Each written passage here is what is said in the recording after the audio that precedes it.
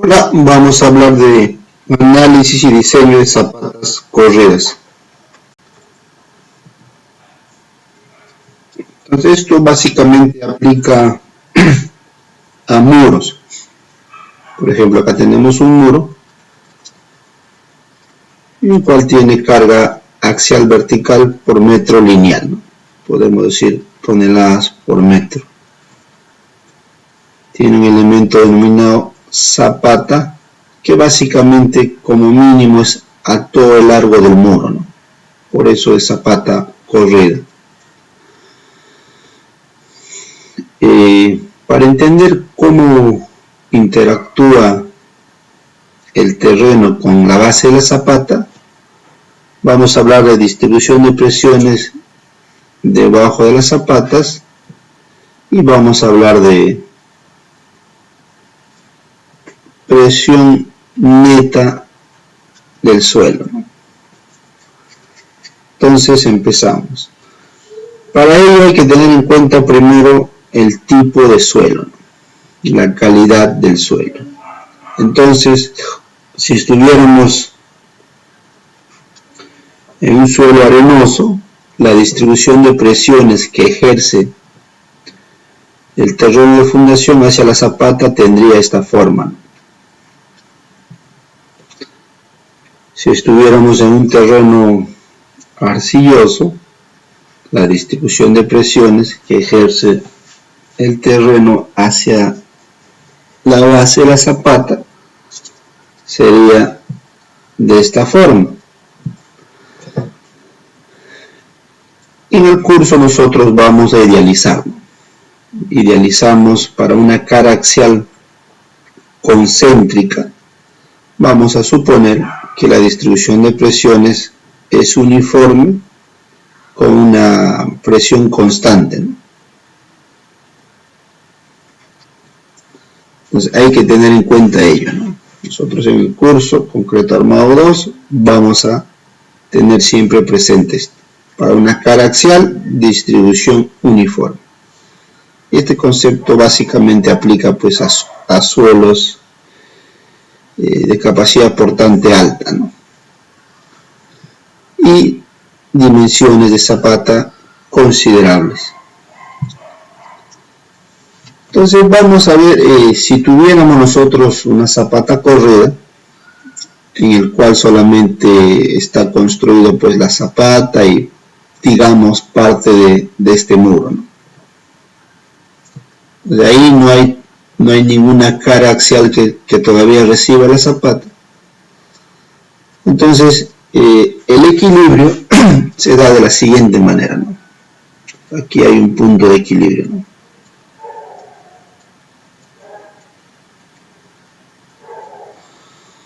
Entonces, ¿qué elementos presionan en ese plano?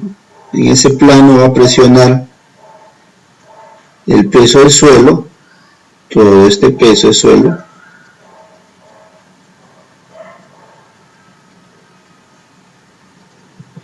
y va a presionar el peso de la zapata, todo este peso de la zapata.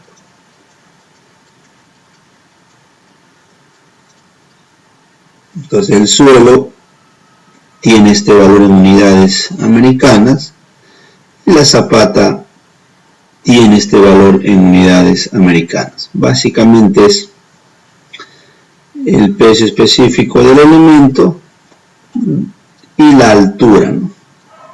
Y la altura del elemento.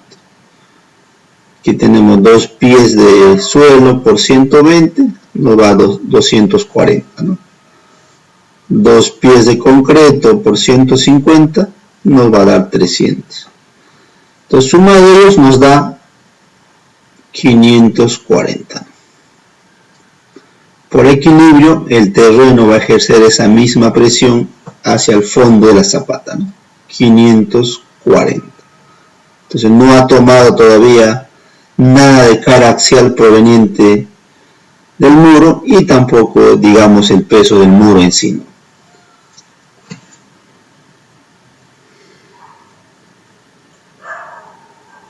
Entonces es sobrecarga la sobrecarga del suelo y el peso propio de la zapata, ¿no? Luego de ello, pues una vez que ya pasamos esa etapa básica, vamos a entrar a la condición de que la zapata sí recibe carga axial, ¿no? Entonces recibe carga axial, el escenario básicamente es el mismo, la carga debido al suelo, debido al peso de la zapata, esto es el equilibrio anterior, y ahora adicionamos esta carga axial, lo distribuimos entre el área de la zapata, ¿no? Y vamos a generar una presión adicional. A toda acción hay una reacción, es la misma presión que va a ejercer el terreno hacia la zapata. Entonces, presión que ejerce el terreno en la zapata, pues es la suma total, ¿no?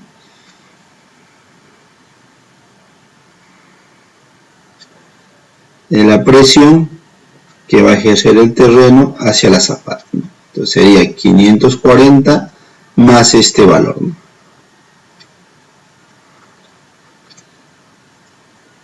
La presión que ejerce el terreno hacia la zapata, ¿no? Entonces ahí hay dos términos, ¿no?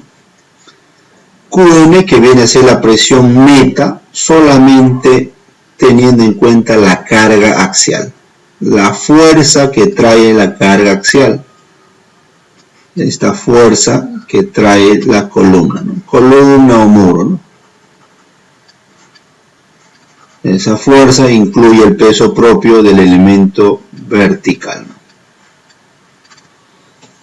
Eso dividido entre el área viene a ser la presión neta. Se denomina neto porque solamente toma en cuenta lo que exige debido a esa carga axial, ¿no? Digamos, presión total es la suma de la presión neta más la presión que se necesita para contrarrestar el peso del suelo y el peso de la zapata, ¿no? Luego tenemos una simplificación en el cual, pues, de aquí en adelante vamos a hablar simplemente presión neta o capacidad admisible neta, ¿no? La presión neta que ejerce el terreno hacia el fondo de la zapata, que viene a ser la carga axial entre el área. Ahora esta presión, pues, para lo que se muestra en la imagen, simplemente es este valor, carga de servicio entre área, ¿no? Esa es la presión que ejerce el terreno hacia la zapata, o también, pues, la presión que ejerce la zapata hacia el suelo de fundación, ¿no?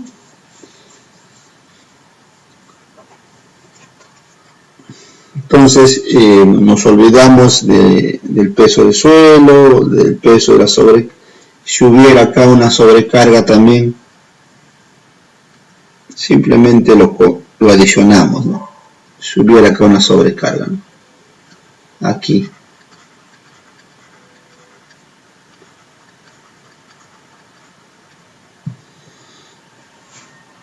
Todo ello sería parte de una primera etapa, ¿no? Donde se considera la sobrecarga, el peso del suelo y el peso de la zapata, ¿no?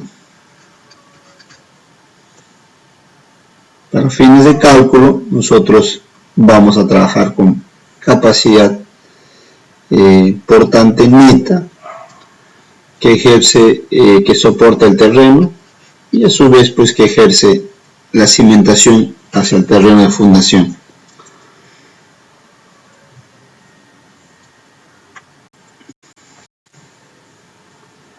Ahora vamos a hablar de la excentricidad, ¿no?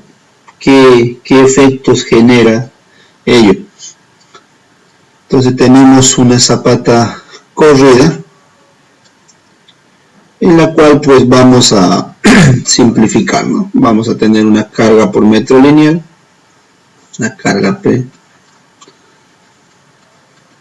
en toneladas por metro lineal. Trabajamos para 1 metro de ancho, entonces P en toneladas. Entonces ya nos olvidamos del suelo, de la sobrecarga, todo, ¿no? Trabajamos con la carga axial. Entonces cuando la excentricidad es 0, la carga axial, la presión neta que ejerce el terreno hacia la zapata simplemente es P entre área, ¿no?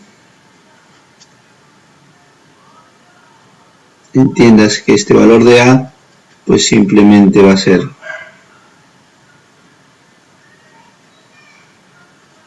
esta longitud L por 1 metro de ancho, ¿no? Básicamente es como si fuera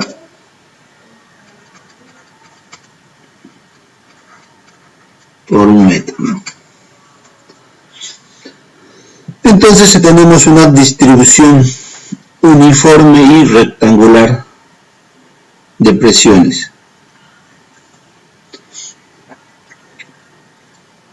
Cuando la excentricidad aumenta un poco más,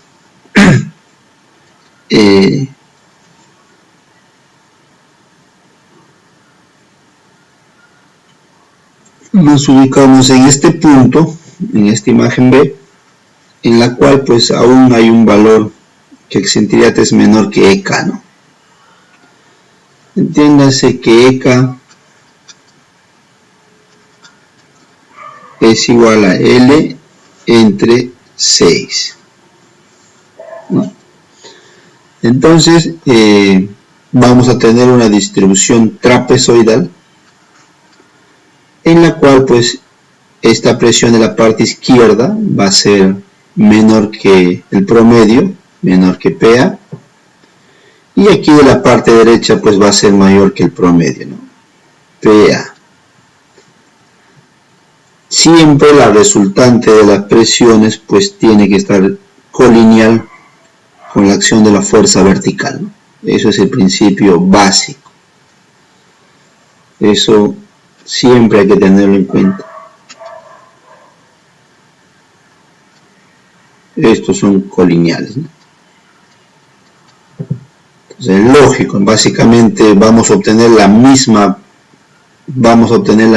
fuerza P, solo con una distribución trapezoidal, ¿no? Por eso aquí es menor y aquí es mayor. Listo. Entonces en esa condición tenemos una distribución trapezoidal. Luego cuando esta carga axial actúa a una excentricidad EK, el cual es L sextos, se tiene una distribución triangular. Lógico, acá tomo el valor de 0 y aquí este valor de Q viene a ser básicamente el doble, ¿no? El doble de este caso, ¿no?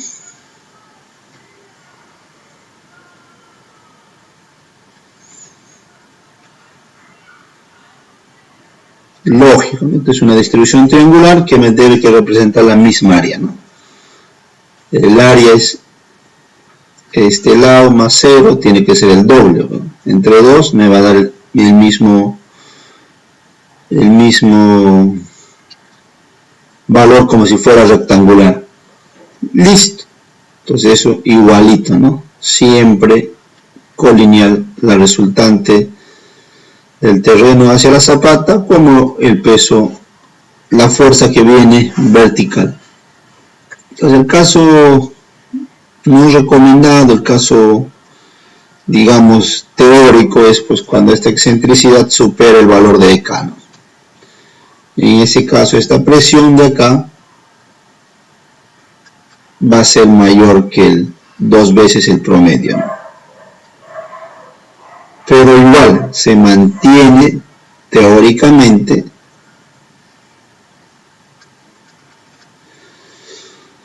colineales, ¿no?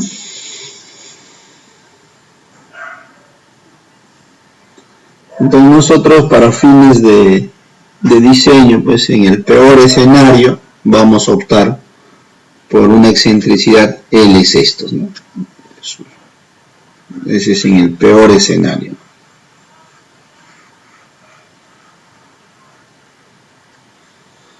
Para una excentricidad de L sextos.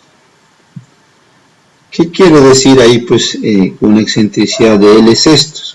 Prácticamente nos está diciendo, si tuviéramos una zapata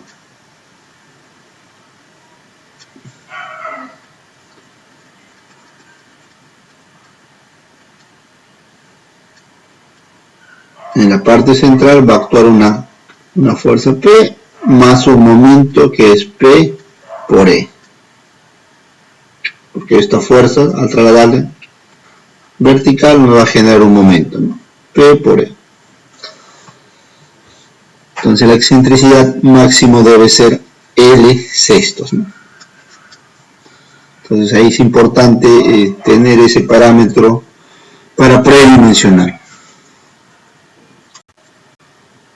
Ahora ya viendo solo de planta, nuestro muro, tenemos lo siguiente, ¿no? Vamos a trabajar con esta nomenclatura de básicamente 100 centímetros, L en metros, y sección transversal sería, pues, tenemos el muro, la zapata, el terreno, la sobrecarga, y si hubiera que considerar pavimento rígido o vereda, igual consideramos, ¿no? Básicamente al final es una sobrecarga más, ¿no? Vamos a generar, vamos a trabajar por una cara axial y un momento flector, ¿no? Un momento flector alrededor de este eje que sale de la pantalla o alrededor en planta de este eje, ¿no?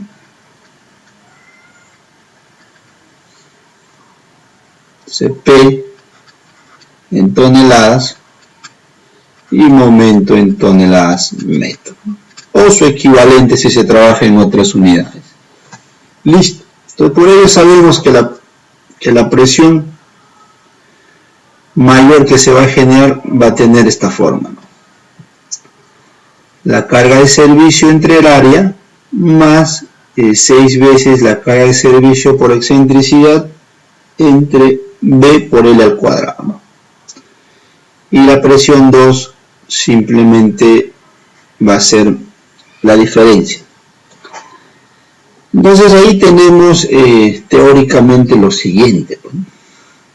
Si de acuerdo a la imagen, esto viene a ser Q1,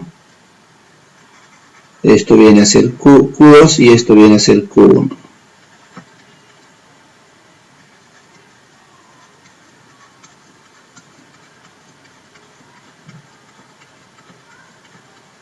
Q1 es mayor que Q2, ¿no? Siempre vamos a trabajar con esta disposición. Además, siempre vamos a verificar presiones con cargas de servicio. Entonces, básicamente pues hay dos tipos de carga, ¿no? La carga axial y la carga debido al momento flector, ¿no? Q axial básicamente es carga de servicio entre el área. Digamos, el Q de flexión básicamente es el momento que viene a ser P por E por la mitad de L medios por la inercia, ¿no? La inercia que viene a ser B por L al cubo entre 12, ¿no? La inercia de esta sección transversal, ¿no?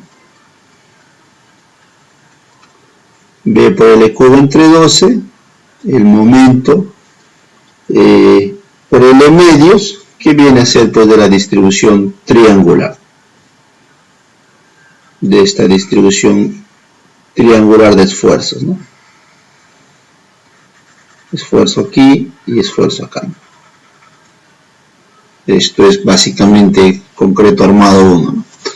Listo. Aquí viene a ser la suma y aquí viene a ser la diferencia. Aquí ordenando va a salir pues P por E 6BL cuadrado. Listo. Eso es lo que sale ahí. Luego tenemos capacidad portante neta del terreno, ¿no? Es lo que va a resistir el terreno en sí, ¿no? Cuánta carga va a resistir el terreno descontando la sobrecarga, descontando el peso del suelo, descontando el peso de la zapata, ¿no? Entonces eso se va a denominar capacidad portante neta, ¿no? Vamos a hablar ahora. Capacidad portante neta, ¿no? ¿Sí? ¿Cuánta presión va a soportar ese terreno para indicar que soporta pues el peso de la zapata, ¿no? Es decir, para considerar que es apto. Entonces la capacidad portante neta, ¿no? Y vamos a trabajar como QA capacidad portante, ¿no? El dato que nos da los estudios de mecánica de suelos, ¿no? Capacidad portante o capacidad admisible, ¿no? Capacidad portante o capacidad admisible, ¿no? Esto nos da el estudio de mecánica de suelos. Nosotros vamos a hablar de una capacidad portante neta, que básicamente es la diferencia, ¿no? Entonces la capacidad portante neta está dado acá, ¿no? A la capacidad portante hay que restarle la sobrecarga que se genera debido a la sobrecarga, debido la presión debido a la sobrecarga, la presión debido al suelo, la presión debido al peso de la zapata.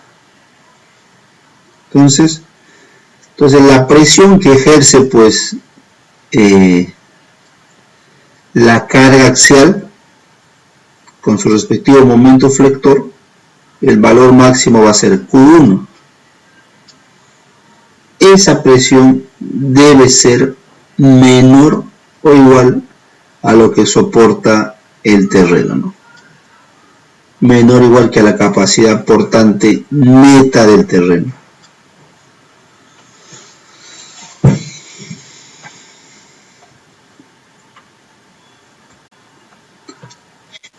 Durante el curso vamos a calcular siempre pues, longitudes de desarrollo, ¿no? Longitud de desarrollo de tensión, longitud de desarrollo de ganchos, el cual también esos conceptos se aplica pues a cimentaciones.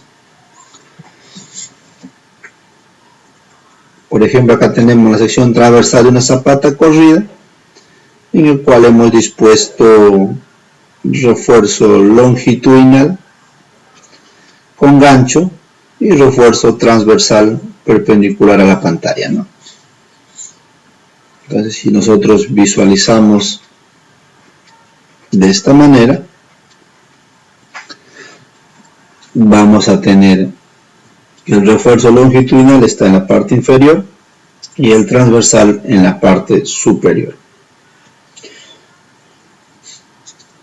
Entonces hay un parámetro CD que se utiliza para calcular la longitud de desarrollo de tensión, ¿no? Atención, y la longitud de desarrollo de gancho. Básicamente solo atención, ¿no? De gancho no aplica esa forma, ese parámetro. Entonces ese valor CB, ¿qué viene a ser, ¿no? CB simplemente viene a ser el mínimo de CB1 y CB2.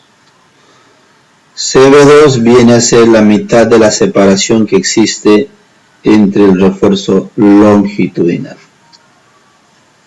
Y CB1 simplemente viene a ser el recubrimiento más la mitad del diámetro de barra, ¿no? Más el diámetro de barra. Diámetro de barra, pues estamos hablando de la barra longitudinal. Entonces ese valor de CB1 es el único que cambia. Básicamente el concepto es el mismo para obtenerlo. Y con ello se calcula la longitud de desarrollo a tensión.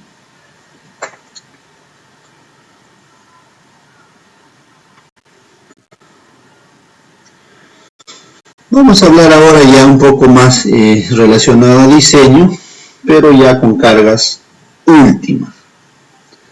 Sabemos que la resistencia de una sección de concreto, la resistencia de esta sección transversal, de ancho B y peralte D, peralte efectivo D, está dado por esa ecuación. Y el cortante último, debido a la presión que ejerce el terreno hacia la zapata, está dado por esta ecuación. Básicamente, pues, la semisuma por la longitud y por el ancho de la zapata, ¿no?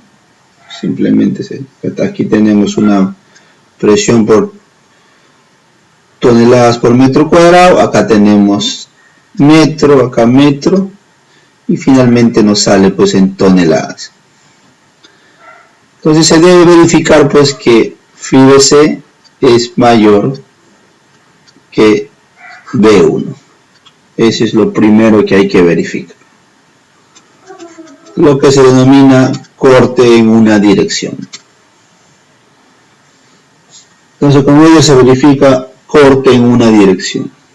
De la misma manera, ya con fines de diseño, una vez que verificamos en primera instancia corte en una dirección, ya podemos diseñar, ¿no? Para diseñar hay que calcular el momento flector que ejerce esta presión trapezoidal a la cara del muro, ¿no? Es decir, este momento. Ese momento toma esta ecuación. De la carga última entre 3 por la longitud LB. LB simplemente sería pues L medios menos H medios, ¿no? Si denominamos esto como H.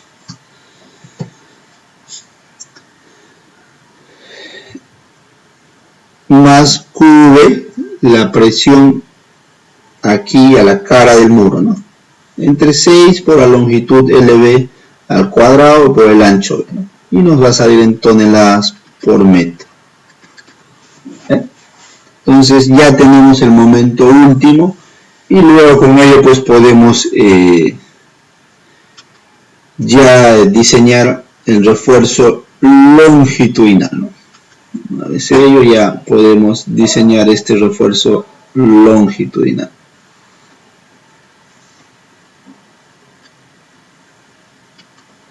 Ya se puede diseñar ese refuerzo longitudinal. Ese momento último simplemente es calcular el momento de esta sección rectangular y adicionarle el momento que genera esta sección triangular. Con ello nos va a salir esta forma.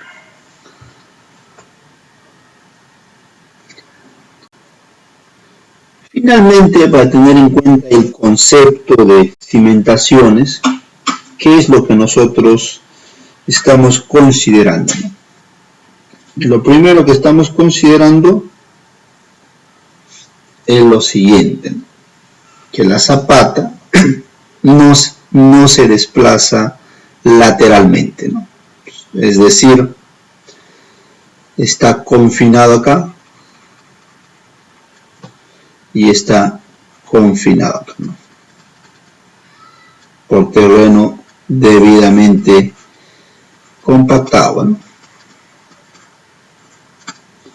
Entonces, el principio básico es que viéndolo en planta,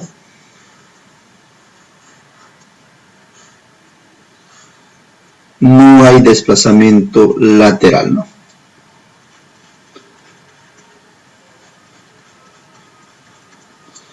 Y además se considera que no hay rotación.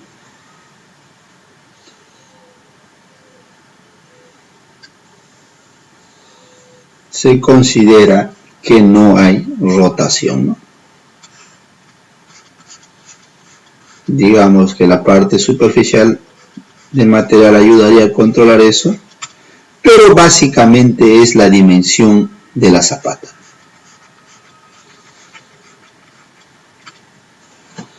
Entonces, esos son dos puntos que hay que tener en cuenta, ¿no?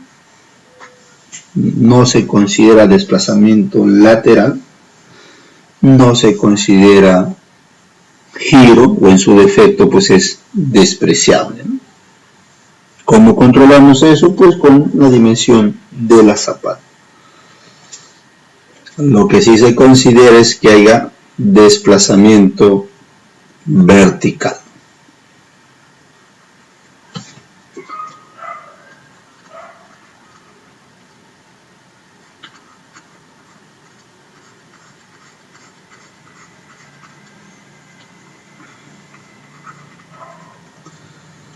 Y eso también tiene que ser recomendado por el especialista de mecánica de suelos, ¿no?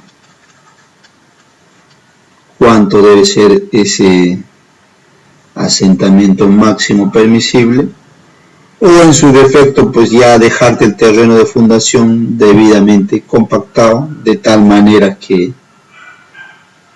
el asentamiento sea lo mínimo posible, ¿no? Esos son los conceptos básicos que podemos usar en concreto Armado 2 para diseñar cimentaciones. Parte de los conceptos que hemos visto lo vamos a ver en la próxima clase.